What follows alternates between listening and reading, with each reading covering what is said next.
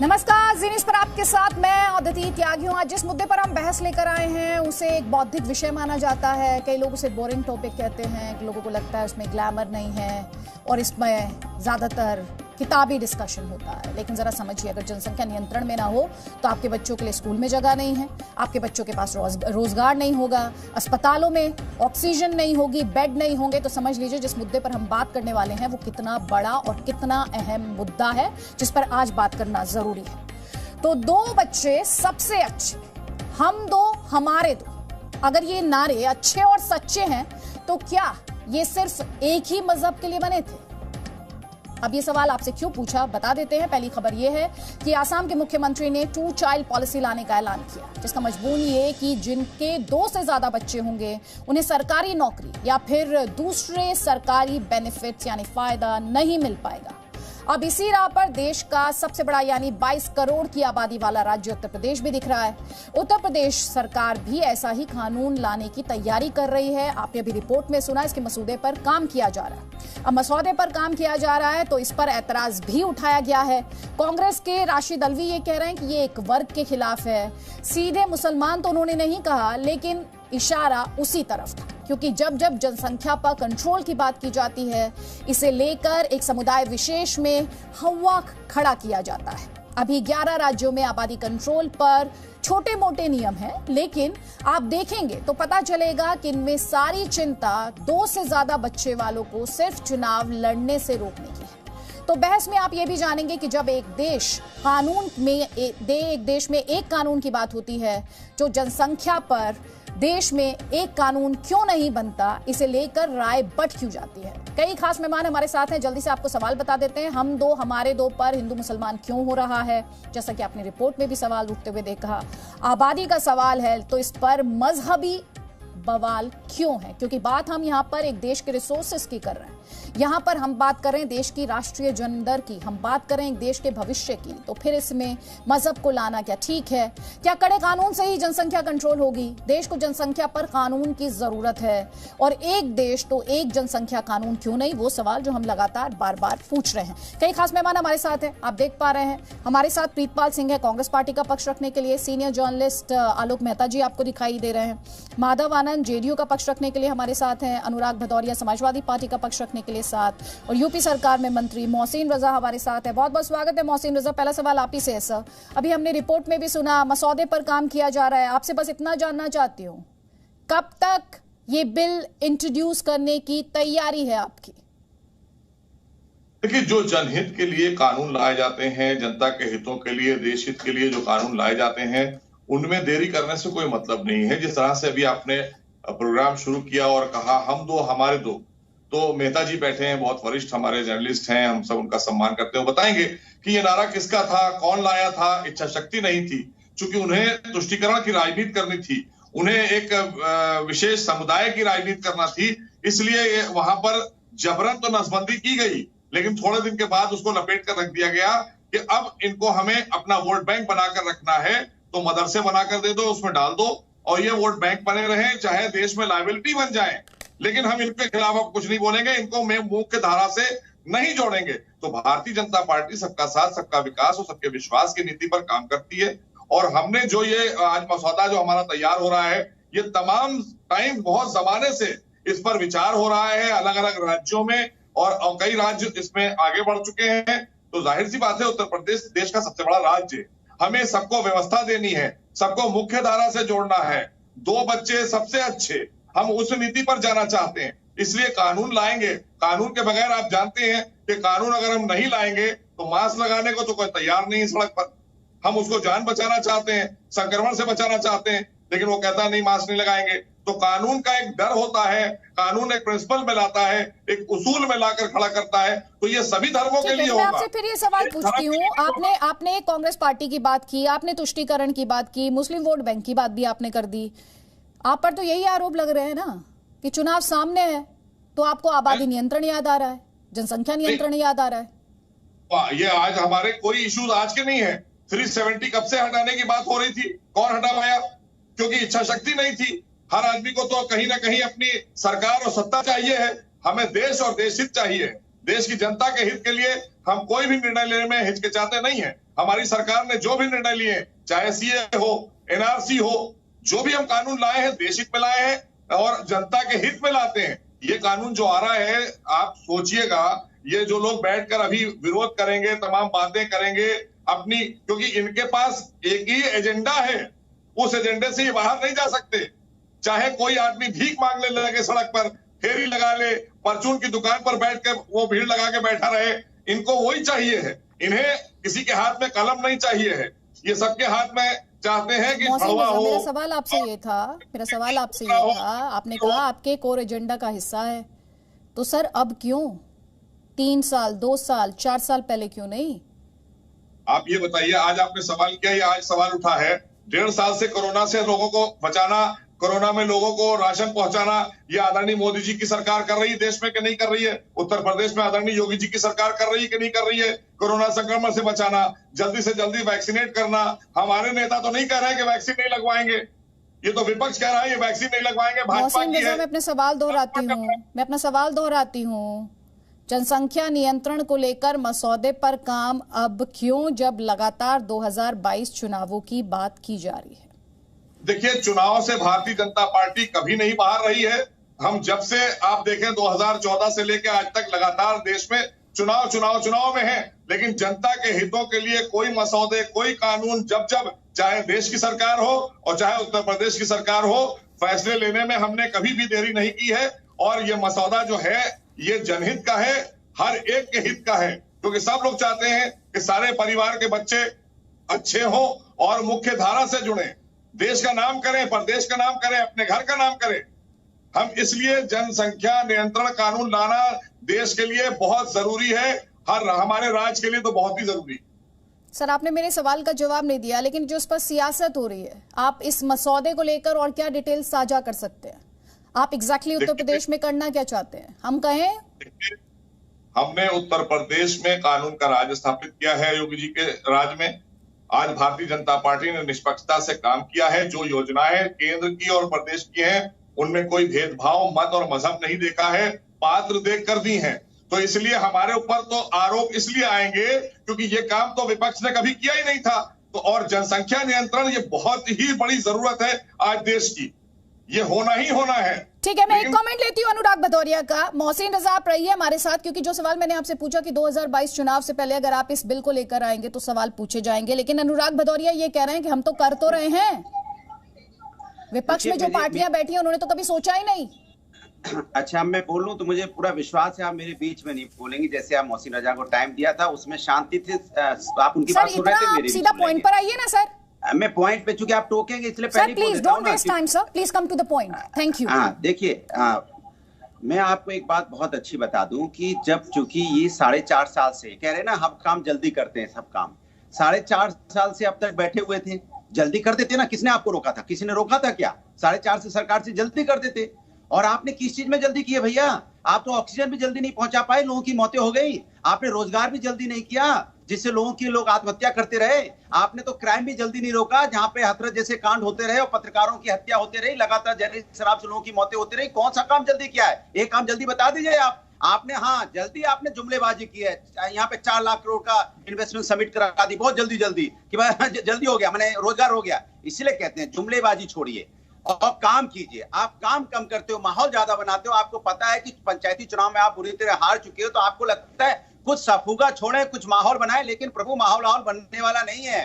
जनता जान गई है कि ये झूठे लोग हैं। ये 4.5 साल से सो रहे थे चद्दर तान के, और जब कोविड काल चल रहा था तो कोविड काल में तारीफ कर रहे नहीं, जिनकी तारीफ ये कर रहे हैं, योगी जी की इतनी तारीफ कर रहे हैं, तो कहाँ थे योगी जी? लिए हवाई जहाज घूम रहे थे, हवा में बातें कर रहे थे, हवा में बातों का समस्या का समाधान कर रहे थे, फिर हवा में उड़ जाते थे, बातें हवाई हो जाती थी। ये इनका हालत था। मौलाना उम्मेद कौन है? समाजवादी पार्टी का सदस्य है। तो भैया किशोर गुजर दंगे किसके राज में हुए थे? समाजवादी विधायक है। अभी से ये वो माहौल बनाने लगे, ये वही माहौल सांप्रदायिक के पीछे सब माहौल बना रहे थे, उन्हीं के साथ सब पाए गए हैं। किशोर गुजर के बारे में बात कर रही है वो, और अभी गाजियाबाद वाली घटना में क्या कर रहे थे किशोर गुजर? माहौल बनाना चाहते हो यहाँ पे, राजनीति करने चाह रहे थे आप गाजियाबाद। सवाल पूछे अनुराग भदौरिया तो जवाब ले लीजिए सर, आप बोलते रहेंगे लगातार, जवाब तो लीजिए मोहसिन रजा का। मोहसिन रजा ये कह रहे हैं आप माहौल बना। सर प्लीज आराम से, जवाब कहाँ दे रहे हैं आप? आराम से आप चिल्लाएंगे सर तो आपको सुनाई कैसे देगा? आप चिल्लाएंगे तो आपको सुनाई नहीं देगा और आप निजी हमले करते हैं सर, वो आपकी खासियत है। आप रखिए अपनी स्ट्रेटेजी को अपने पास। मैं कोई वक्त यहाँ पर जाया नहीं करूंगी, मैं कोई वक्त यहाँ पर जाया नहीं करूंगी। मोहसिन रजा आप जवाब दीजिए। देखिए अभी सबने देखा है, 4 दिन पहले कल तक की बात है कि मौलाना उमैर पहलवान ये किसकी पार्टी का था? सांप्रदायिक सौहार्द कौन खराब करना चाह रहा था गाजियाबाद के लोनी में? किसने वायरल किया था अपने फेसबुक से ये धार्मिक उन्माद फैलाने की? मुजफ्फरनगर दंगे समाजवादी पार्टी के दौरान हुए थे कि नहीं हुए थे? अब चुनाव 4.5 साल में उत्तर प्रदेश को क्या किया? चाहती है आप यहाँ पे लाशें नदियों में तैरती नजर आई, जानवर लाशों को नोचते नजर आए, बेरोजगारी लोग आत्महत्या कर रहे हैं, महंगाई चरम सीमा पे कमर टूट गई है। पूरे उत्तर प्रदेश में शामिल होंगे, वो जेल जाएंगे। महिलाओं पे अत्याचार बढ़ा। किस तरह से यहाँ पे कांड आपको देखने को मिले, चाहे अनुराग भदौरिया जी अगर सवाल पूछते हैं तो जवाब सुनने की भी पेशेंस रखिए सर। करती हैं आप तो आपको जवाब नहीं सुनना सर, आपको जवाब नहीं सुनना, आपको जवाब नहीं सुनना, कोई बात नहीं, कोई बात नहीं। लेकिन Mohsin Raza please can we have the audios down now? इसका संकल्प इन्होंने नहीं सर, उनका सवाल ये था मोहसिन रजा जी, उनका सवाल ये था कि 4.5 साल आपने क्या किया। एक और विपक्ष से आवाज ले लेते हैं, उसके बाद मुझे पता आपको जाना है, आप उस सवाल का जवाब और दे दीजिएगा। प्रीतपाल सिंह जी, यूपी सरकार कह रही है देर आए दुरुस्त आए, दिक्कत क्या है इसमें?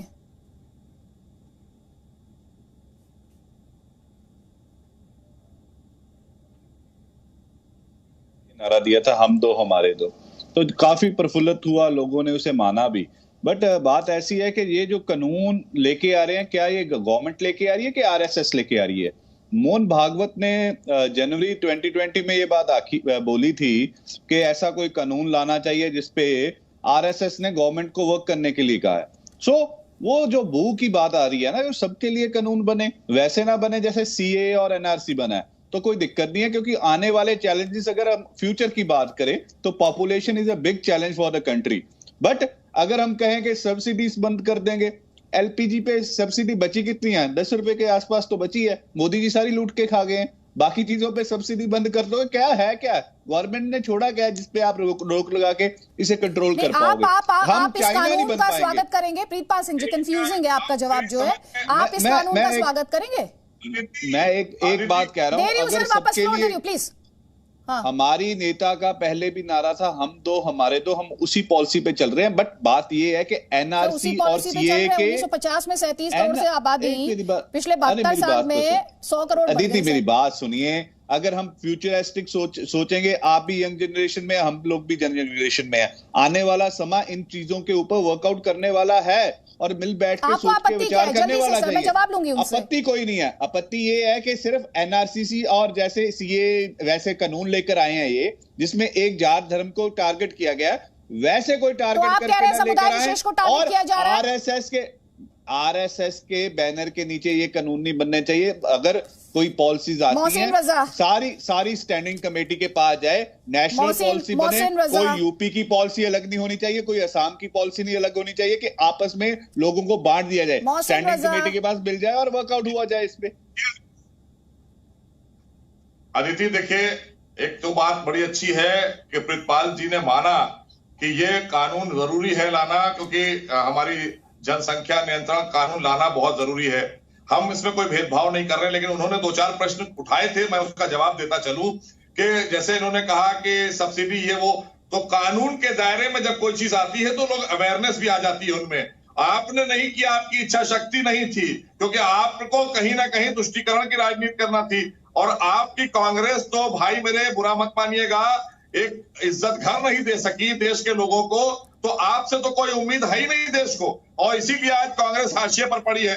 आप सारे देश के गरीब लोगों को सड़क पर शौच के लिए बैठाते रहे 70 साल तक, आपको लज्जा नहीं आई, और आज आप हमसे कह रहे हैं कि सब खाए जा रहे हैं, क्योंकि आपको खाने नहीं दे रहे हैं। हम सारी जनता तक भाई, ठीक है, कोई डिबेट का स्टैंडर्ड रखिए। आप मंत्री हैं वहां पे, और मैं पंजाब गवर्नमेंट का प्रवक्ता हूँ, ठीक है। आपके मुंह से ऐसी बातें अच्छी नहीं लगती हैं, ठीक है। आप ऐसी बातें मत कीजिए कि शौचालय लाके सब कुछ भेज दिया, एयरपोर्ट भी भेज दिए, LIC भी भेज दी, बैंक सरकार देश में जो कांग्रेस ने बनाया उसे ले दोगे, सब कुछ लूट के खा जाओगे। इस चीज का बात दीजिए कि आरएसएस के मोहन भागवत ये कहते हैं कि एक कानून लेकर आ रहे हैं। ऐसे किसी की भी बात समझ नहीं आ रही है, ऐसे किसी की भी बात समझ नहीं आ रही है। एक सेकंड। प्रीतपाल सिंह जी, आपकी पार्टी पर तुष्टीकरण का आरोप है। मोहसिन रजा जी आप पर आरोप लगा रहे धन विशेष को टारगेट करें। सर 30 सेकंड्स में आपका जवाब। मुझे पता है आपको मीटिंग के लिए जाना है, उसके बाद आप जा सकते हैं, लेकिन वापस फ्लोर में प्रीतपाल सिंह जी आपको दूंगी।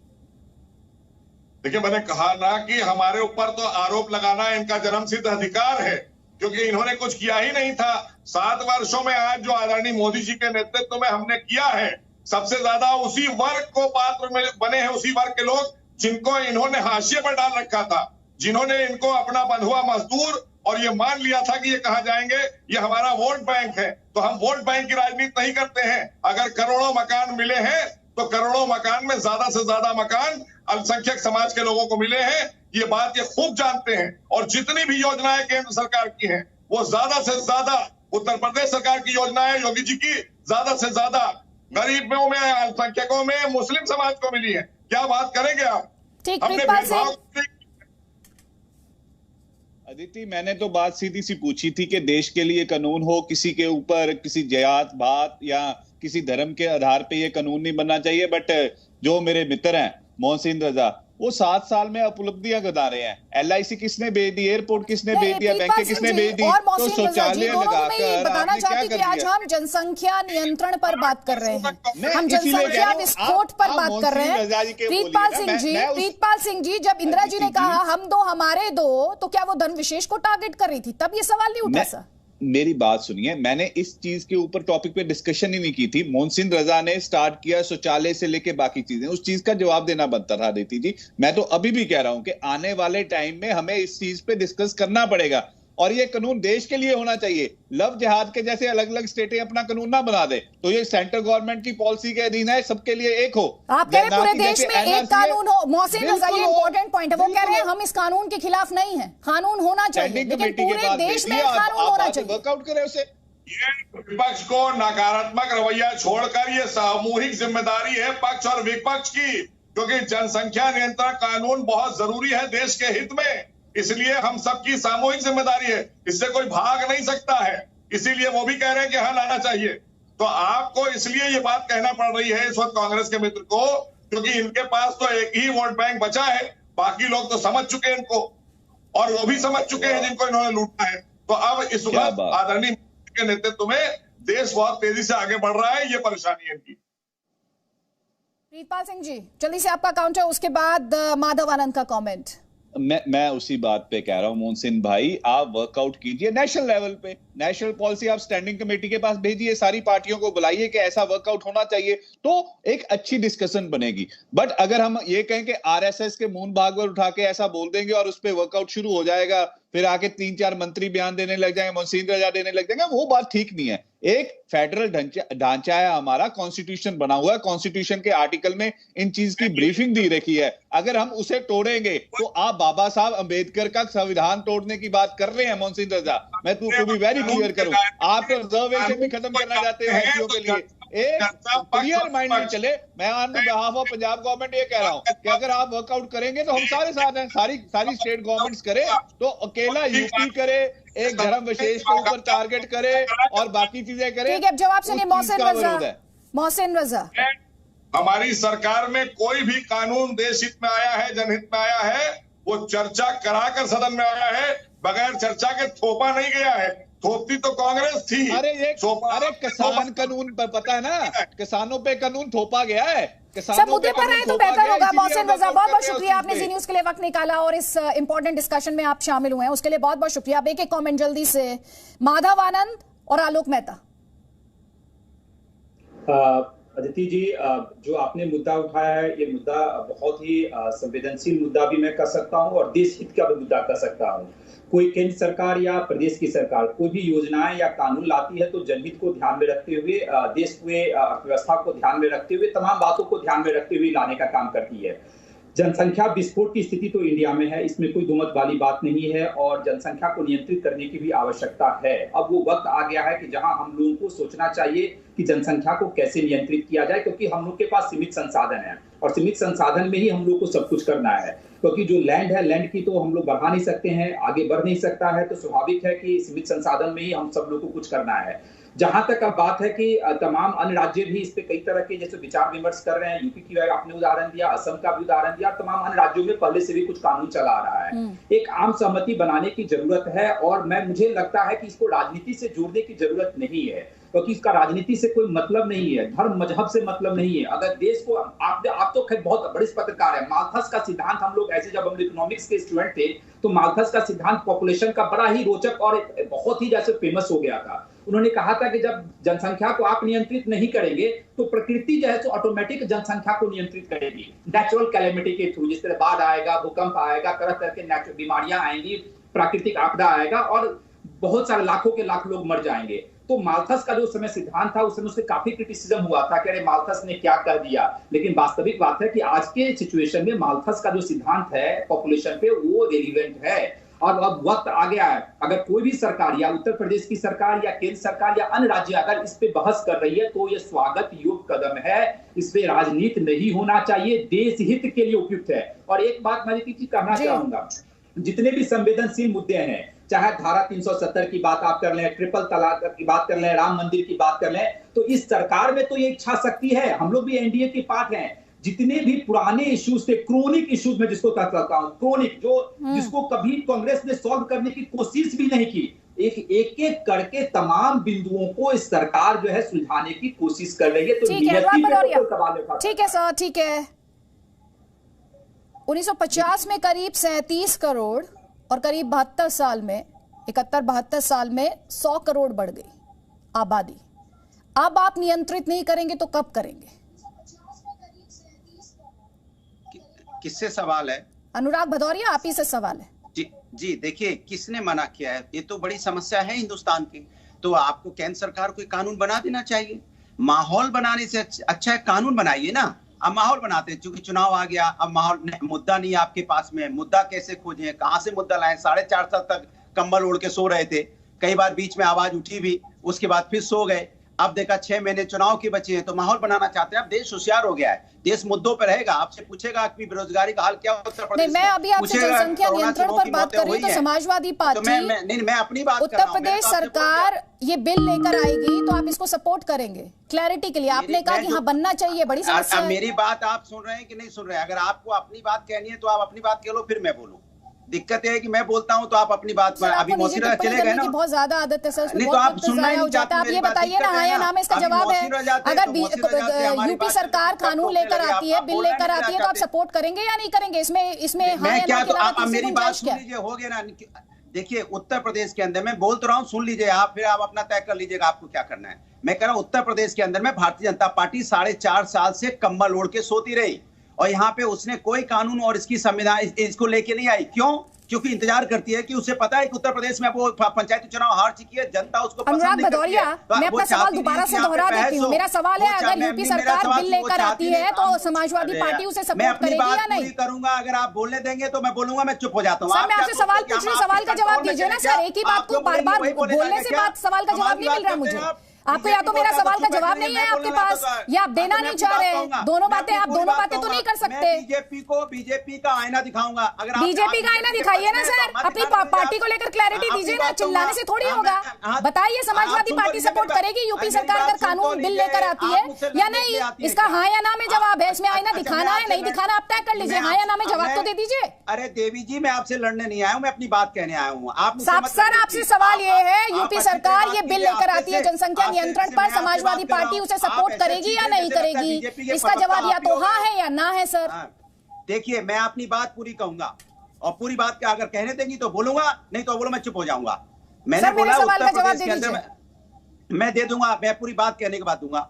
उत्तर प्रदेश में 4.5 साल से भारतीय जनता पार्टी की सरकार है और देश को आप उत्तर प्रदेश, मध्य प्रदेश, राजस्थान और केरला और दिल्ली, गुजरात में नहीं बांट सकती। अगर आपको कानून बनाना था तो बना देते ना। आप एक यहाँ पे आपके केंद्र में बीजेपी की सरकार है, बढ़िया कानून बनाते। किसने आपको कानून बनाने से रोका है? किसने रोका था क्या? अब 4.5 साल में आपके पास कोई मुद्दा नहीं बचा तो आप मुद्दा लेके आता था। टाइम आपका भी खराब है, मेरा भी खराब हो रहा है, सबका टाइम खराब हो रहा है। हम ऐसी बातों बात कर रहे हैं। अब भी बना रहे तो दिक्कत क्या हो रही है? अब भी बना रहे तो दिक्कत क्या हो रही है? ऑक्सीजन समय से नहीं मिल पाया। वही पॉइंट है, वही पॉइंट है। अगर इतनी जनसंख्या ना होती तो क्या संसाधनों पर इतना दबाव होता? आत्महत्या कर लिया। तो मैं कहता हूं अनुराग भदौरिया जी, क्या इतना संसाधनों पर दबाव होता? उस पर तो आप बोलेंगे नहीं। आपसे जो सवाल पूछा, एक बार फिर से दोहराते हुए वापस आऊंगी, तो फ्लोर आपको जब दूंगी तो सवाल का जवाब तब तक सोच लीजिएगा। यूपी सरकार अगर ये बिल लेकर आती है जनसंख्या नियंत्रण का, समाजवादी पार्टी उसे सपोर्ट करेगी या नहीं? आपने इस सवाल का जवाब मुझे दिया नहीं, कोई बात नहीं। गुरुप्रकाश जी, सवाल का जवाब आपको भी देना है सर। आपने चाय बागान से जुड़े लोगों को, SC ST को क्यों आउट रखा असम में? मौका आपने दिया ना? नहीं, देखिए सबसे हाँ, नहीं अदिति जी, मैं सबकी चर्चा को सुन रहा था, मुझे थोड़ा बिना हस्तक्षेप के समय दीजिएगा। देखिए, ऐसा नहीं कि ये कानून पहली बार आया है। कांग्रेस सरकार ने 1992 में, जब PV नरसिम्हा राव की सरकार थी, तब स्वास्थ्य मंत्री ML फोटेदार हुआ करते थे। उन्होंने 79 कॉन्स्टिट्यूशनल अमेंडमेंट की बात की थी, उन्होंने संविधान में संशोधन की बात की थी कि धारा 47 में और धारा 51 में हम परिवर्तन करेंगे और लोगों को प्रोत्साहित करेंगे कि परिवार नियोजन का कार्यक्रम हो। तो ऐसा पहली बार नहीं हो रहा है। असम में भी चरणबद्ध तरीके से, ध्यानपूर्वक सुनिएगा, चरणबद्ध तरीके से इसको लागू किया जाएगा। अभी पिछले 2 वर्षों से लागू है सरकारी कानून वाला, 2 वर्षों से लागू है। पंचायत चुनाव लड़ने पे भी आपको मिनिमम एजुकेशन क्वालिफिकेशन चाहिए, आपके यहाँ शौचालय होना चाहिए। देखिए, 200 साल पहले थॉमस माल्थस नाम के एक जनसंख्या विशेषज्ञ हुए थे। उन्होंने कहा था कि जिस अनुपात में जनसंख्या बढ़ रही है तो संसाधन पे हावी पड़ जाएगा, संसाधन की कमी हो जाएगी। मैं आपसे पूछना चाहता हूं, क्या हमारा कोई दायित्व नहीं बनता है क्या हमारी आधी आबादी के लिए? या उनको हम बस बेबी मैन्युफैक्चरिंग मशीन बनाना चाहते हैं? क्या हमारा कोई दायित्व नहीं बनता है क्या भविष्य की पीढ़ी के लिए, कि सारा का सारा हम उपभोग कर ले, आने वाली पीढ़ी के लिए कुछ छोड़े ही ना? देखिए, हम सबका सामूहिक दायित्व है, हम सबका सामूहिक कर्तव्य है। और जहां तक असम सरकार की बात है, असम सरकार ने स्पष्ट किया है कि जो वर्ग आर्थिक रूप से, सामाजिक रूप से पिछड़े हैं, उन पे अभी लागू नहीं किया जाएगा, क्योंकि अभी उनमें और अवेयरनेस की आवश्यकता है। चरणबद्ध तरीके से, स्ट्रैटेजी के साथ स्टेज पे इसको लागू किया जाएगा। तो मुझे नहीं लगता कि इसमें कोई समस्या होनी चाहिए। साइंटिफिक आधार है, वैज्ञानिक आधार है, तथ्य का आधार है और तर्क का आधार है। तो इस पे जो लोग विरोध कर रहे हैं, देखिए, उनको तो वैक्सीन में भी गाय का बछड़ा दिख गया था, उनको धारा 370 में हिंदू मुस्लिम दिख गया था, उनको यूनिफॉर्म सिविल कोड में हिंदू मुस्लिम दिख गया था। तो अब जिन्होंने पूर्वाग्रह का चश्मा पहना हुआ है, जिनको हर बात हिंदू मुस्लिम दिखता है, नेशनल कानून की बात आपसे कर रहे हैं, वो ये आरोप आप पर लगा रहे हैं क्योंकि चुनाव आ रहे हैं उत्तर प्रदेश में, तो इस वक्त इस तरह के बिल के मसौदे की बात की जा रही है और ये सियासी आरोप है जिन पर आपकी पार्टी को सर जवाब तो देना पड़ेगा। आलोक मेहता जी हमारे साथ हैं। आलोक मेहता जी, भारत वर्ल्ड चैंपियन बनने की राह पर है और बहुत तेजी से दौड़ रहा है सर, लेकिन एक ऐसा मुद्दा जिस पर बहुत ज्यादा बात नहीं होती क्योंकि इसमें बहुत ग्लैमर नहीं है, इसमें नोट नहीं, इसमें वोट नहीं शायद, लेकिन पढ़ रही थी जब मैं, तो देश की संसद में 35 बार जनसंख्या नियंत्रण को लेकर बिल तो आए, लेकिन ये कानून की शक्ल नहीं ले पाया। ये बताने के लिए काफी कि इस देश की सियासत, इस देश की राजनीति इतने बड़े मुद्दे पर कितनी संजीदा रही है। देखिए अदिति जी, आपने बहुत अच्छा काम किया है ऐसे मुद्दों पर जो जनता से जुड़ा हुआ है, और करोड़ों लोग चूंकि आपके चैनल तक पहुंचते हैं, इसलिए मैं 2 बातों पर कहूंगा। देखिए, इसमें कोई ऐसी नीति नहीं है कि किसी धर्म, एक पड़ोस में कोई रह रहा है उस जाति या धर्म के लिए लागू होगा, इसके लिए नहीं लागू होगा। ये सरकारी, जो अभी तक जितना बताया गया है, जो सरकारों ने भी स्पष्ट किया है कि जो सुविधाएं, जैसे सरकारी नौकरियां हैं, अब कई शर्तें होती है ना, आप यदि उसमें कहते हैं आपका मैट्रिक पास है कि BA पास है, उसको उस हिसाब से मिलता है। क्या आपके साथ और योग्यता क्या है, आपके पास आरक्षण में आपको कोई सुविधा मिल सकती है तो मिलती है। इसी तरह से जिनके परिवार में, जिन्होंने अपने परिवार को अच्छे, सुरक्षित और स्वस्थ रखने के लिए भारत का जो अभियान है कि भारत दुनिया में सबसे विकसित देशों की तरफ आगे बढ़े, चीन से हमें मुकाबला करना होता है, इसलिए यदि इन नियमों को राज्य सरकारें पहले एक तरह से नियम, और उसमें भी ये कहा जा रहा है, देखिए, किसी को 10 बच्चे पैदा करना है, वो सरकारी नौकरी में न भेजे, वो मजदूरी कराए, कहीं खेती कराएगा, उस पर थोड़ी लागू हो जाएगा। अभी मैं ऐसा मानता हूं, जैसा अभी रजा साहब पहले कह रहे थे, मैंने नसबंदी वाला युग देखा है। मैं उत्तर प्रदेश के गाँव में भी उस जमाने में गया हूँ, और कई राज्यों में जिस तरह से जातियां हुई, उस समय भी कानून पूरी तरह से नहीं बना, लेकिन नसबंदी के टारगेट दे दिए गए थे। ऐसा काम कोई न करे जिसका कि दुरुपयोग हो सके। जैसे अभी भी आपने जैसे कहा ना, भाई कोई मास्क नहीं लगाया, वैक्सीन न लगाए, कई लोगों ने वैक्सीन नहीं लगाया है, उसका विरोध किया, तो ऐसा नहीं हुआ कि उनको पकड़ करके जबरदस्ती वैक्सीन ठोस दिया गया है। ये एक स्वैच्छिक, उसी तरह से हम इसको स्पष्ट, खास करके आपके चैनल के माध्यम से मेरा ख्याल है लोगों को जाना चाहिए कि ये धर्म जाति के आधार पर नहीं है, ये देश को आगे बढ़ाने के लिए यदि कोई ऐसा कानून आगे, जैसा कह रहे हैं बिल्कुल अच्छी बात है, कांग्रेस के हमारे साथी हैं, समाजवादी भी जो कह रहे हैं, भदौरिया जी और अखिलेश जी से भी आप पूछेगी तो ये कहेंगे कि हाँ भाई परिवार, हमें तो समाज, यूपी में 23 करोड़ आबादी है, तो हम नहीं चाहते कि 50 करोड़ हो जाए 10 साल बाद। तो इसलिए इसके लिए सर्वानुमति बनाने में राष्ट्रीय कानून तो तब बने, पहले राज्य तो देखिए स्वास्थ्य का मामला, शिक्षा का मामला राज्यों पे बहुत सारा उनको करना होता है, उसमें यदि उसकी कदम एक के बाद एक असम में भी हो रहा है, और असम में भी कोई ऐसा आदिवासी मान लीजिए वो कहता है कि हमारे 5 बच्चे हैं, तो उनको वो ठीक है, वो उसको नौकरी नहीं करेगा, वो हो सकता है चाय बगान में काम करे। मेरा ऐसा मानना है कि इन सब चीजों में जाति धर्म को लाने वाली पार्टियां गलत काम करती हैं। और देखिए जहां तक अल्पसंख्यकों की बात है, अच्छा किया कि बहुत से रजा साहब यहाँ थे, लेकिन रुखसाना सुल्तान संजय गांधी की राइट हैंड यदि कोई महिला समाज सेवी के रूप में उस समय आई थी, जो परिवार में जमा मस्जिद इलाके से लेके कई जगह घूमती थी, तो अल्पसंख्यक या गुरु हसन थे, कई अमतुले रहे इंदिरा गांधी के साथ, ये सारे मुस्लिम नेता थे, मतलब अल्पसंख्यक नेता यदि आप कहें, या सिख समुदाय के लोग हों, ईसाई हों, मतलब ये देखिए ऐसा नहीं है, इसके पीछे धर्म नहीं आना चाहिए। 2 परिवार में यदि सदस्य होंगे, बच्चे अच्छे होंगे, उनकी शिक्षा की सुविधा होगी, स्कूलों में अच्छी पढ़ाई हो सकेगी, सरकारी स्कूलों में सुविधाएं हो जाएंगी, और जो नौकरी मांगने आया है, या जैसे अभी उन्होंने कहा जी बंद हो जाएगा, अरे भाई सब्सिडी जो सुविधाएं मिलती हैं, यदि उसके पास क्षमता ज्यादा है, ये तो मेरा ख्याल भदौरिया जी मानेंगे, जो बड़े बड़े जमींदार हैं, करोड़ों जिनके पास पैसा है, जो बड़े बड़े किसान हैं, क्या उनको वही सब्सिडी मिलने की जरूरत है? देखिए मैं तो ये मानता हूं कि अभी भी वैक्सीन यदि लगाने को पैसा खर्च कर सकता है, वो अस्पताल में जाता है, तो 10 तरह से जब बच्चे पैदा होते हैं 25-25 हजार रुपए का बिल देकर के 50 इंजेक्शन लगवाते हैं, गरीब आदमी को सरकारी अस्पताल में मिल जाता है, उसमें तो मुफ्त में मिलता है। उसी तरह से ये सुविधाएं न दी जाए उन लोगों को जो करोड़पति हैं, किसान के नाम पर हो या उद्योगपति के नाम पर हो, या उनको नौकरी उनको दे दी जाए। आप ये चाहते हैं क्या? इसलिए यदि ये सुविधाएं बनाई जा रही है, इसको चुनाव से मत जोड़िए, इसमें आप कह रहे हैं सियासत से मत जोड़िए। हमारे साथ अश्विनी उपाध्याय जुड़ गए हैं, पिटिशनर रहे हैं, और जनसंख्या नियंत्रण को लेकर बहुत काम इनके द्वारा किया गया है, खासतौर पर लॉ की दिशा में अगर कहा जाए तो। अश्विनी उपाध्याय जी, एक बड़ा सवाल ये हम देख रहे हैं कि राज्य अपने अपने कानून की बात कर रहे हैं, ऐसा क्यों नहीं कि केंद्र जो है वो एक कानून बनाए इस देश में? वैसे तो कहा जाता है एक देश एक विधान, तो फिर जब जनसंख्या नियंत्रण की बात की जाती है तो फिर एक कानून की बात क्यों नहीं की जाती? और जो दर्शक हमारे देख रहे हैं इस वक्त ये ब्रॉडकास्ट, उनको ये समझना होगा कि भारत में अगर सरफेस की, क्षेत्रफल की बात की जाए, उस लिहाज से भारत के पास वर्ल्ड सरफेस का सिर्फ 2.4% हिस्सा है, लेकिन अगर दुनिया की टोटल आबादी की बात की जाए तो उसमें भारत का 17.7% हिस्सा है। तो समझिए दुनिया के करीब 18% लोग भारत में रहते हैं, और अब भी आबादी लगातार बढ़ रही है। संसाधनों पर इस वक्त कितना ज्यादा दबाव है उसकी कल्पना अब आप कर सकते हैं। अश्विनी उपाध्याय जी, एक देश एक कानून क्यों नहीं? बिल्कुल अदिति जी, मैं संविधान मेरे हाथ में है, आप देख रही होंगी, सारे दर्शक देख रहे होंगे जी न्यूज के। सब ये जो population control and family planning, ये हमारे कॉन्करेंट लिस्ट में है, यानी समवर्ती सूची का मतलब केंद्र भी कानून बना सकता है, राज्य भी कानून बना सकता है। और इसीलिए हमने जो PIL मेरी सुप्रीम कोर्ट में चल रही है, मैंने उसमें केंद्र सरकार को ही पार्टी बनाया हुआ है, राज्यों को पार्टी नहीं बनाया, क्योंकि ये जो समस्या राष्ट्रीय स्तर की वो है, उसका समाधान राष्ट्रीय स्तर पे होना चाहिए। जो समस्या क्षेत्रीय हो उसका समाधान क्षेत्रीय स्तर पे हो, जो समस्या राष्ट्रीय हो उसका समाधान राष्ट्रीय स्तर पे होना चाहिए।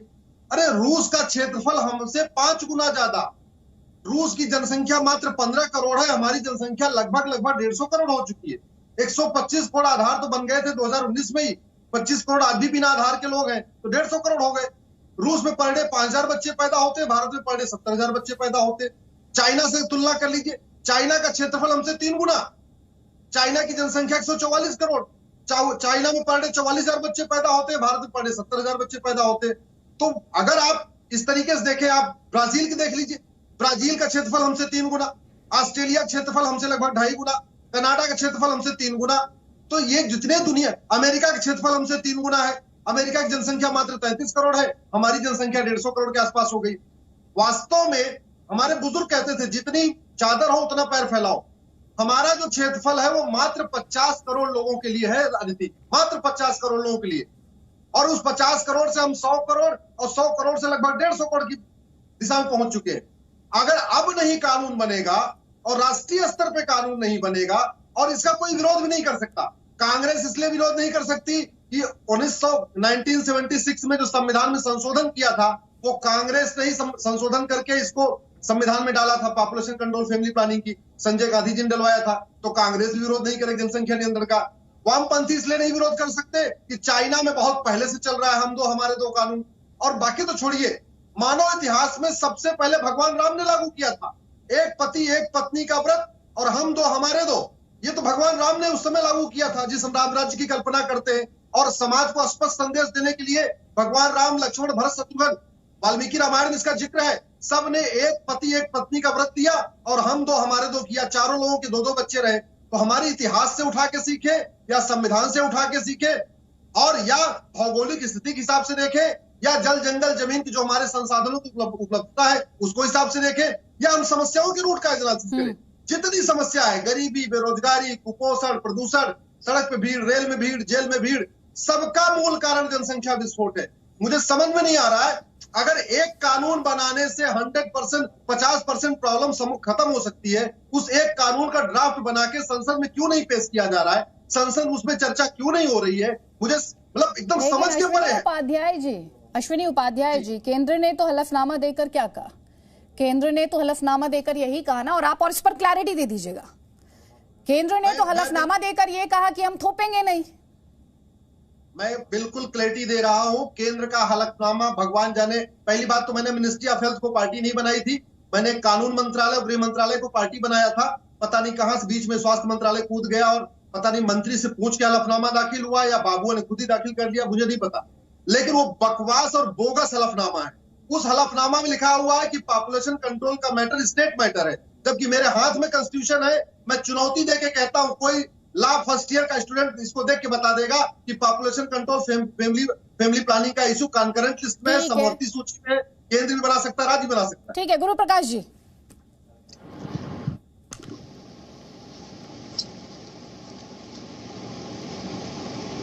रूप से ये कहा क्या है, और अनावश्यक इसमें राजनीति करने की आवश्यकता किसी को नहीं है। जानबूझ करके जिन लोगों को वैक्सीन में भी गाय का बछड़ा दिख गया था उनको तो देखना स्वाभाविक है। प्रकाश जी, मैं पॉपुलेशन कंट्रोल पर बात कर रही हूं, जनसंख्या नियंत्रण पर बात कर रही हूं, चाहूंगी आप उस पर जवाब दें। जो अभी अश्विनी उपाध्याय जी ने एक बड़ा अहम सवाल उठाया, उस पर जवाब दीजिए। मैं उसी पे आ रहा हूं, अब उसी पे आ रहा हूं। मैं अश्विनी उपाध्याय जी से अग्री करता हूं कि वो कॉन्करेंट लिस्ट में है, स्टेट चाहे तो कानून बना सकती है। और यदि आसाम के सीएम ने ऐसा इनिशिएटिव लिया है तो इससे कुछ लोगों के पेट में दर्द क्यों हो रहा है, ये मेरे समझ से परे है। उसमें स्पष्ट रूप से कहा गया कि सामाजिक रूप से, आर्थिक रूप से, राजनीतिक रूप से जो पिछड़े वर्ग हैं, नेशनल लेवल पर कानून होना चाहिए। अश्विनी उपाध्याय जी, यही कहा ना आपने, आपकी मांग यही है ना? मैं ये कह रहा हूं, जो राष्ट्रीय समस्या है उसका क्षेत्रीय स्तर पे समाधान करके बहुत फायदा नहीं होगा। अच्छा है असम ने शुरू किया, यूपी गवर्नमेंट शुरू कर रही है, स्वागत योग्य है, लेकिन समस्या ये नासूर बन चुका है। जब तक 2 करोड़ लोगों को रोजगार मिलेगा तब तक 10 करोड़ बेरोजगार पैदा हो रहे हैं। जब तक 2 करोड़ लोगों को घर मिलेगा तब तक 10 करोड़ लोग बेघर पैदा हो रहे हैं। आप जरा सोचिए, 80 करोड़ लोगों को आज की डेट में मुफ्त का अनाज देना पड़ रहा है। ये राष्ट्रीय गर्व की बात नहीं, राष्ट्रीय शर्म की बात है। एक ऐसा भारत हमने बना दिया है, ये गरीब भारत बना दिया है। 21वीं सदी में हम 80 करोड़ लोगों को हमें अनाज देना पड़ रहा है, तो हमने विकास नहीं किया, हमने विकास नहीं किया, हमने तो विनाश किया इस देश का, केवल विनाश किया। देखिए असम, अश्विनी जी, मैं आपके भावनाओं का सम्मान करता हूं, लेकिन ये सरकार सबकी सरकार है, सबका सुनना चाहिए। और लेकिन हमें आसाम में और उत्तर प्रदेश में हुआ है, अखिल भारतीय स्तर पर भी इसकी चर्चा हो रही है, तो इसमें समस्या किस बात से है? और असम में बहुत ही साइंटिफिक तरीके से हो रहा है, हम सब इसको भूल जाते हैं। उत्तर प्रदेश का जो विधि आयोग है उसको इसका मसौदा तैयार करने को कहा गया है, तो एकाएक राष्ट्रीय स्तर पे भी आ जाएगा। अभी देश की प्रायोरिटी कोरोना है, अभी देश की प्रायोरिटी पैंडेमिक है, लेकिन लॉन्ग टर्म में मैं बिल्कुल आपसे सहमत हूं। और मैंने तो अपनी चर्चा की शुरुआत ही इससे की थी कि थॉमस माल्थस ने 200 साल पहले कह दिया था कि जिस अनुपात में हमारा जनसंख्या बढ़ रहा है उस अनुपात में संसाधन नहीं बढ़ रहे हैं, तो स्वाभाविक रूप से बोझ बन जाएगा। हमारा दायित्व बनता है फ्यूचर जनरेशन के लिए, हमारा दायित्व बनता है आधी आबादी के लिए। लेकिन महिलाओं को जिन लोगों ने चाइल्ड प्रोड्यूसिंग मशीन बना दिया है, क्या उनसे सवाल नहीं पूछना चाहिए? मैं जानना चाहता हूं। हर बात में हिंदू मुस्लिम, हर बात में हिंदू मुस्लिम, यूनिफॉर्म सिविल कोड की बात हो तो हिंदू मुस्लिम, धारा 370 की बात हो तो हिंदू मुस्लिम। इसको हिंदू मुस्लिम पूर्वाग्रह से ऊपर उठ के देखने की आवश्यकता है। सरकार प्रतिबद्ध है, सरकार कटिबद्ध है। असम में हमने दिखाया है, उत्तर प्रदेश में हमने दिखाया है, और समय आने पर अखिल भारतीय स्तर पर भी ऐसा किया जाएगा। ठीक है गुरु प्रकाश जी, आप सरकार में है सर, अब आपको काम करना है सर। सवाल पूछने के लिए तो विपक्ष है सर, सवाल पूछने के लिए तो पत्रकार भी है, अब आपसे आपके काम की बात होगी सर, आपको काम करना पड़ेगा, आपको कानूनों की बात करनी पड़ेगी, हर बात विपक्ष पर डालकर नहीं खत्म हो जाएगी सर कि इनको इसमें हिंदू मुस्लिम करना है, उसमें हिंदू मुस्लिम करना है, उसकी टाइमिंग पर सवाल है सर। अनुराग भदौरिया मुस्कुरा रहे हैं। अनुराग भदौरिया, देखिए, आपके पूरे पैनल में 1 घंटे से डिबेट चल रही है, कांग्रेस के प्रवक्ता भी हैं, हमारे इतने वरिष्ठ पत्रकार महोदय जी भी हैं, हमारे बड़े भाई हैं, और जेडीयू के प्रवक्ता मैं भी हूं। एक बार किसी ने कोई हिंदू मुस्लिम की बात की भारतीय जनता पार्टी प्रवक्ता के अलावा, यही आपकी डिबेट खत्म हो जाती है। किसी ने बोला हो तो बताओ। सबने राष्ट्र की बात की, राष्ट्र को आगे ले जाने की बात की, लेकिन बीजेपी के प्रवक्ता के मुंह से हिंदू मुस्लिम निकल रहा है। अब आप अंदाजा लगा सकते हैं कि ये क्या करना चाहते हैं। हिंदुस्तान में सब हिंदुस्तान की बात कर रहे हैं और आप हिंदुस्तान डिवाइड की बात करो। किसी ने नाम लिया एक बार भी? सबने कहा कानून है, कानून बनना चाहिए, राष्ट्रीय स्तर पे बनना चाहिए। आपको उत्तर प्रदेश में बनाना था तो पहले बना देना चाहिए था। सब तो यही कह रहे हैं ना। किसी ने कानून के बारे में कोई जाति धर्म की बात नहीं की, लेकिन बीजेपी के मन में चोर रहता है, वो हमेशा इसको जाति धर्म से तोड़ना चाहती। कोई बोले ना बोले, बट वो खुद बोलेंगे। भाई मुद्दा है ना है, वो मुद्दा बनाएंगे। नहीं मुद्दा है, अरे मुद्दा प्रभु बेरोजगारी का है, महंगाई का है, कोरोना से लोगों की मौतों का है, भ्रष्टाचार का है, जो आप नहीं समस्या का समाधान करना चाहते। पेट्रोल डीजल जिस तरह से यहाँ सेंचुरी मार रहे हैं और तेल यहाँ पे डबल सेंचुरी बना के नोट आउट खेल रहा है, ये समस्या है। उसमें आप चर्चा नहीं करना चाहते क्योंकि आपको पता है कि चुनाव आ गया तो समस्याओं पे बात ना हो पाए, इसलिए इधर उधर की बातें करते रहो। इसलिए आप देश की मूल समस्याओं पे बात कीजिए और समस्या का समाधान कीजिए। सवाल सत्ता से पूछा जाएगा, आप सवाल विपक्ष से पूछने लग जाते हो। जिम्मेदारी आपकी है, जवाब आप विपक्ष से पूछना चाहते हो। अरे नदी में रास्ते तैर रही है, आप पूछ रहे क्यों तैर रही है? तो आप विपक्ष से पूछते हो क्यों तैर रही है? हम कहते हो जानवर क्यों नोच रहे हैं, तो विपक्ष से पूछते हो कि हम न्यूज़ बना रहे हैं। हम आपसे पूछते हैं लोग बेरोजगारी से आत्महत्या क्यों कर रहे हैं, तो आप मुझसे पूछना चाहते हो। अनुराग भदौरिया सुन तो लीजिए सर, अपने आपसे कह रहे हैं कि कानून बनाइए, राष्ट्रीय कानून बनाइए। राष्ट्रीय कानून बनेगा, सबका फायदा होगा। तो आप चुनाव का इंतजार करते हो, चुनाव का इंतजार आएगा तब हम उसमें कुछ। ठीक है, गुरु प्रकाश जी आपसे जो सवाल पूछ रहे हैं, गुरु प्रकाश जी सवाल एक बार फिर से दोहरा दीजिए प्लीज सर। सुन लीजिए, 2 साल से बातें उठा रहे, 2 साल के पहले क्यों नहीं आपने बनाया? अनुराग भदौरिया जी आराम से। एक पॉइंट है गुरु प्रकाश के लिए। अदिति जी, मैं बोल सकता हूँ? जी जी बोलिए बोलिए बोलिए बोलिए। अदिति जी, एक अभी गुरु प्रकाश कह रहे थे कि असम ने हमने लागू कर दिया, यूपी में बनाने जा रहे हैं। बात ऐसी है, कॉन्क्रीट लिस्ट का जैसे बताया ये पार्ट है।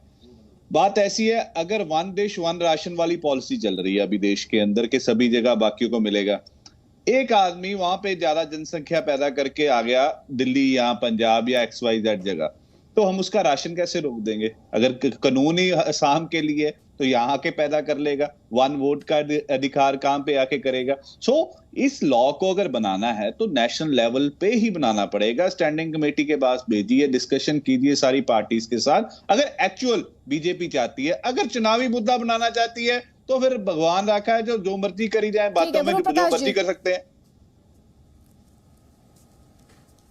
नहीं देखिए अदिति जी, एक तो अनुराग जी बोल रहे थे कि भाई हमने हिंदू मुसलमान किया। चर्चा की शुरुआत हुई थी और कांग्रेस के प्रवक्ता ने हिंदू मुसलमान किया था, हमने नहीं कहा था। और आरोप भी इस कानून के विरोध में हिंदू मुसलमान का वही लोग लगा रहे हैं। हम लोगों ने कानून में कुछ मेंशन किया है क्या? मैं साधारण सवाल पूछना चाहता हूं अपने कांग्रेस के साथी प्रवक्ता से, समाजवादी पार्टी के प्रवक्ता से, क्या वो इस कानून का स्वागत करते हैं? आप समर्थन तो करते हैं, लेकिन उत्तर प्रदेश में अगर ये कानून फ्लोर पे आएगा तो क्या आप सपोर्ट करिएगा? मैं आपसे पूछना चाहता हूं, हाँ या ना में जवाब दीजिए। दूध का दूध पानी का पानी हो जाएगा। लगातार तुष्टिकरण की राजनीति आप लोगों ने जवाब दे रहा हूं। इनके ये माहौल बनाते हैं, कुछ नहीं लाते हैं। 2 साल से यही कहानी गा रहे हैं, 2 साल से गा रहे हो। कोई आज पहली बार नहीं आए हो, टीवी डिबेट में 2 साल से उत्तर प्रदेश। अरे भैया मैं बोल रहा हूँ, लाओ तो सही, आपका मसौदा क्या है? क्या आपने ड्राफ्ट बनाया है? बताओ तो सही, जनता जानना चाहती क्या बनाया है आपने। अरे क्या बनाया है ड्राफ्ट, बताए तो सही। आप खाली काम यहाँ माहौल बनाना चाहते हो। असम का ड्राफ्ट आपने देखा है? तो असम के ड्राफ्ट की नकल करेंगे या अपना ड्राफ्ट बनाएंगे या राजस्थान की नकल करेंगे? 90 सेकंड सवाल का जवाब आपने दिया नहीं। प्रीतपाल सिंह जी, गुरु प्रकाश जी ने सीधे सवाल पूछा, उत्तर प्रदेश में सरकार ये मसौदा लेके आती है, बिल लेकर आती है, कांग्रेस पार्टी सपोर्ट करेगी? मैं एक बात कह रहा हूं उस चीज के ऊपर, पहले ड्राफ्ट बनाए तो सही, दिखाएं तो सही, क्या होगा उसके अंदर। अदिति, अभी आपको भी नहीं पता, मुझे भी नहीं पता, और आप कह रही हैं कि समर्थन पहले कर दें। अगर उसमें फिर वही बातें आ गई तो कैसे समर्थन देंगे? फिर आप कहेंगे कांग्रेस के प्रवक्ता इसका समर्थन करके गए हैं। तो मैं तो पहले ही कह रहा हूं कि अगर नेशनल लेवल पे ये कानून आएगा तो हम इसका स्वागत करने के लिए तैयार हैं। इन द फ्यूचर आप हम सब यंग जनरेशन के लोग बैठे हैं, हम इस पे डिस्कशन आउट करने के लिए तैयार हैं। आगे जाकर अगर पॉपुलेशन ही नहीं कंट्रोल कर पाएंगे, हमारे बच्चे खाएंगे क्या, उन्हें नौकरियां कहां मिलेगी, कहां पढ़ेंगे, कहां हमारा इंफ्रास्ट्रक्चर खड़ा है देश का, वो देख लिया कोरोना के दौरान हमने। ये तो आप मानते हैं ना प्रीतपाल सिंह जी? नहीं, मैं तो मान रहा हूं अगर पूरे देश के लिए एक कानून होगा, मैंने आपको एक एग्जांपल दी है, जैसे देश वन राशन वाली पॉलिसी है, अगर असम का आदमी पंजाब आ जाएगा उसे राशन देना थोड़ा रोक देंगे, पंजाब में कानून नहीं लागू है। लेवल पर इस बिल को लेकर आती है, कांग्रेस पार्टी सपोर्ट करेगी? बिल्कुल डिस्कशन आउट कीजिए, बिल्कुल सपोर्ट करने वाला कानून है, पहले भी करते रहे हैं इस चीज पे, अगर हमारे पुराने नेता करते रहे तो इसे डिस्कशन आउट करने में क्या दिक्कत है? चलिए अच्छी बात है प्रीतपाल सिंह जी, आपको कम से कम क्रेडिट दूंगी। अनुराग भदौरिया इफ्स एंड बट्स ढूंढते रहे, लेकिन हाँ या ना में उन्होंने कोई जवाब नहीं दिया। आपने इतना तो करेज दिखाया। गुरु प्रकाश जी। नहीं, बिल्कुल मैं स्वागत करता हूं अपने कांग्रेस के प्रवक्ता का, लेकिन उनसे पूछना चाहता हूं, राशिद अल्वी का बयान शायद चल रहा था, शो के पहले राशिद अल्वी जी का बयान चल रहा था और उन्होंने सिरे से नकार दिया है, तो ये दोहरे मापदंड का परिचय नहीं देना चाहिए स्पष्ट रूप से। क्या आप हमारे साथ हैं? स्पष्ट रूप से कह रहा हूं, अगर आप लोग स्टैंडिंग कमेटी में ऑल पार्टी मीटिंग में डिस्कस आउट करेंगे तो आप असम में सपोर्ट करते हैं, आप असम में सपोर्ट करते हैं। बात सुनिए गुरु प्रकाश, अगर मैं कह रहा हूं असम में सपोर्ट करते हैं, अरे मेरी बात सुनिए, आप मेरी बात सुनिए भैया, आप गोल गोल घूम रहे हैं भैया, आप मेरी बात तो सुनिए ना गुरु प्रकाश, अब मेरी बात सुनिए, मैं आपकी बात का जवाब देता हूं, आपकी बात का ही जवाब देता हूं। असम में आप कानून लेकर आ गए, सुन लीजिए ना जवाब उनका, सुन तो लो ना यार। अब आप असम में ये कानून लेकर आ गए, पंजाब ने आप अभी कृषि बिल लेके आए हैं, पंजाब ने उसका विरोध कर दिया, हमने अपना लॉ ले आए, हम अपना लॉ भेजा है आपके पास, आप क्यों नहीं बनाते उस चीज को? सो बातें वही है, अगर नेशनल लेवल पे एक चीज डिस्कस आउट करनी है तो सारी पार्टियों को बुलाइए, डिस्कस आउट कीजिए। This is a very critical crisis for India, तो हम डिस्कस करने को तैयार हैं। आप डिस्कशन कह रहे हैं, असम में सपोर्ट कीजिए, आप यूपी में सपोर्ट कीजिए, फिर हम लेकर आएंगे। यहीं पर कंक्लूड करना है। बहुत बहुत शुक्रिया गुरु प्रकाश जी, अनुराग भदौरिया, माधव आनंद, आलोक मेहता, प्रीतपाल सिंह और अश्विनी उपाध्याय जी। और हमारे इस डिस्कशन में आपने कई बार चाइना का जिक्र भी सुना, तो आपको बता देती हूँ 1979 में राष्ट्रीय जनदर को कंट्रोल करने के लिए चीन वन चाइल्ड पॉलिसी लेकर आया था, 2016 में सेकेंड चाइल्ड पॉलिसी और अब थर्ड चाइल्ड पॉलिसी। जानते हैं क्यों? क्योंकि वहां पर राष्ट्रीय जनदर बहुत कम हो चुकी है। तो जरा सोचिए, एक तरफ चीन और दूसरी तरफ भारत, जो कि जनसंख्या के मामले में वर्ल्ड चैंपियन बनने की दिशा में बढ़ रहा है। ये कोई खुश होने की बात नहीं है, ये कोई अच्छी बात नहीं है, क्योंकि भारत में राष्ट्रीय जनदर जो है वो कहीं ज्यादा है। इसीलिए हम कह रहे हैं कि अब जनसंख्या नियंत्रण पर संजीदा तौर पर गंभीरता के साथ बात होनी चाहिए।